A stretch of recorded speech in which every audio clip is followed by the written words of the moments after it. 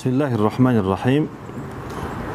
Adam бұл жашоодо башка адамдардын тажрыйбасынан пайдаланып, өзү кайрадан ошончо жылды тажрыйбадан өткөзүп отурбастан, көп жылды кыскартып, убакытты кетирбестен пайдаланса болот.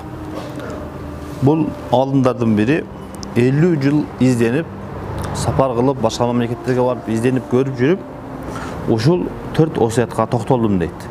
Бұл осияттар жөнүндө Кур'ан-ы Керимде пайгамбарыбыздын хадистеринде көп келген өзүнө саллаллаху алейхи ва саллям. Бирок ошондой болсо дагы буларга токтолуп кетебиз. Биринчи осиятым дейт, өткөн ишке капаланба.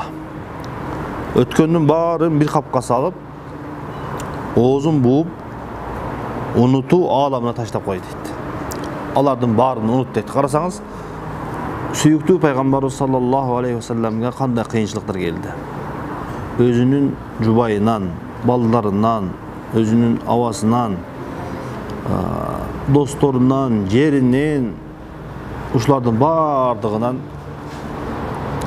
айрылган убакта, душмандардын бардыгы курчап турган убакта Алла Таала ла тахзан инналлаха ма'на, кайгырбагын, капаланбагын, Аллах Таала силер менен бирге дейт. Бул биринчи осуят. Демек бизге кандай кыйынчылык келбесин пайгамбарыбызга салыштырмалуу. Алардын баарында эгерде биз Алла Тааланын айтканын кылып, Алла Таала менен бирге болгон болсок, сөзсүз түрдө ал кыйынчылыкты жеңип, биз ийгиликке жетебиз. Экинчиси коркпогон дейт. Келечектен коркпогон дейт. Инсандын рызкысыны, ден соолугуну, жашоосуну Алла Таалам өз кепилдигине алган. Эч ким бирөөгө жазылган рызкыны, бирөөгө жазылган өмүрдү кыскартып же рызкыны көбөйтүп жибере албайт. Эч качан коркпойт келечектен. Келечекте бала чака мемне болот, өзү мемне болот деп коркпостон ар дайым Алла Таалага тоокел кылып жашайт. Ошон үчүн хадистерде келгендей, эгерде силер чымчык сыяктуу, чымчык сымал эрте менен чыкканыңарда тоокел кылып чыксаңар дейт. Ошол чымчыктар үйүнө кечинде кандай эрте менен тоокел кылып чыгып, кечинде кандай тоюп кайтса, силерге дагы Алла Тааланын рызкысы, берешендиги ошондой жетип турат дейт. Ал эми үчүнчүсү ачууланба.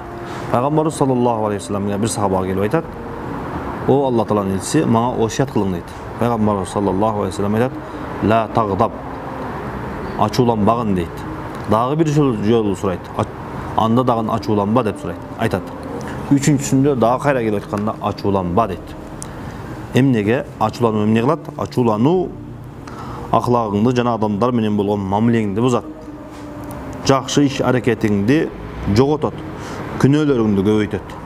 Жамандыктын башаты көбүнчө ачуулануудан башталат дейт.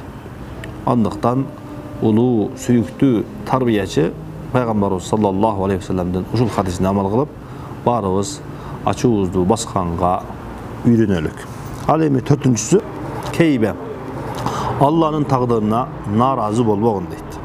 Алла бешенеңе жазган нерсе болот. Кайсы рызкы, кайсы үй бүлө, кайсы бала чака, кайсы байлык пешенеңе жазылса, ошол нерсе болот. Алла Таала кимисини алам деген болсо, алардын баары кетет. Демек, Алла Таала бизге берген нерсеге, жазган нерсеге кейбешибиз керек экен. Ошон үчүн Аллах Таалам Кур'ан-ы Керимде мумундарды сыпаттаганда дейт: "Аллазина иза асабатум мусибатун қалу инна лиллахи ва инна илейхи ражиун." Биз Алла Таалага таандыкпыз баарыбыз. Алла Таалага кайтуучубуз дейт. Демек, Алла Таала өзүң бердиң, өзүң алдың деп, момун мусулманда эч кандай кейүү болбош керек экен. Жана ушул аяттын уландысында улаика алейхим салаватум мир раббихим рахма. Алла Тааладан ал адамдарга, сабыр кылгандарга, биз Алланыкыбыз, Аллага таандыкпыз, Алла Таала өзүң бердиң, өзүң алдык деген адамдар үчүн Алла Тааланын ырайымы, кечирими, берешендиги бар дейт. Аллах Таалам баарыбызды ушул өзүнүн ырайымынан алыстатпасын. Ассаламу алейкум ва рахматуллахи ва баракатух.